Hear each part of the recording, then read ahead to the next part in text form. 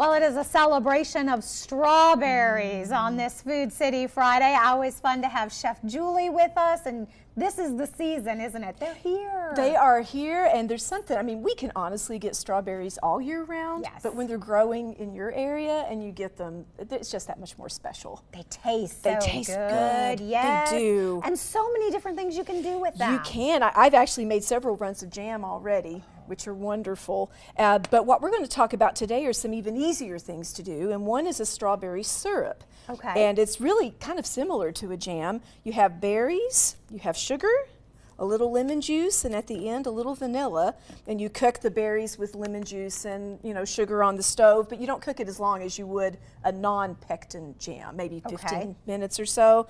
And I like to puree mine. I have this immersion blender here that I like to use. I like mine smooth. I don't like the chunks in there, but that's just me personal. And so here you go, a wonderful strawberry sauce that you can just use, and I'll let you make something here in just a minute with that. But first, the second easy thing to do is what we call macerated berries, and that's a fancy term. It is a fancy term. I was like, ooh, what are we doing to our strawberries? Well, it's just where you add sugar to berries and it brings out the juices. Mm-hmm. That's all it is. Okay. But that's what it's called. And I actually put a splash of orange juice with this one. If you want to have boozy berries, like they talk about on the Great British Baking Show, add a little of your favorite liqueur, like a Grand Marnier would be really nice in there with that flavor. But you want it to sit for about 15 minutes, and of course, when you're done, you have sweetened berries, and you have all this wonderful juice, which you can either use in what you're going to do or not, depending on what you're going to do with it. So what I thought I would have you do is you can make a strawberry sundae, because who doesn't like that? Yum, so here's some syrup. I already have some vanilla ice cream for you and some little toppings. I'm going to make something else with these macerated berries while you're kind of having fun with that. This is just some whipped topping, and I'm actually just using whipped topping here. You could certainly do real whipped cream, and just take some of your macerated berries, and again on this I'm going to drain the juice out because I don't want all that juice in there for this part, and we're just going to fold those in. And here's a little secret ingredient I just discovered myself, which is a lot of fun. Meringue cookies. Now, I've made meringue cookies myself. But if you go to Food City and walk in where the bakery and deli section is, you'll find these little tubs of meringue cookies. If you crunch them up, then you can fold those in with your whipped cream and the berries, and it adds this nice little crunch. And it just makes this lovely little dessert, and it didn't take you much time at all. No, because you got to kind of take the shortcut. This is the shortcut. This is like as easy a dessert. And as you know, all you have to do to have a fancy dessert is a fancy glass, right? So I'm just going to take some of these and put in here. See, and it's just, it looks so elegant, and you can dress it up however you want.